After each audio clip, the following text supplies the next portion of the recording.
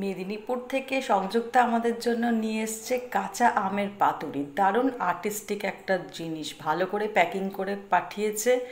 কলা পাতা দিয়ে বানানো, খুবই সহজ। আমকে ছোট ছোট করে কেটে তারপরে একটু মিক্সিতে ঘুরিয়ে নেওয়া এবং একটু কাশ্মীরি লঙ্কা আর হলুদ গুঁড়ো, মাপ মতো নুন আর চিনি, আর একটু সর্ষে বাটা আর গোটা জিরে একটু টেলে নিয়ে, শুকনো লঙ্কা একটু টেলে নিয়ে গুঁড়ো করে ছড়িয়ে দেওয়া। ওয়াও!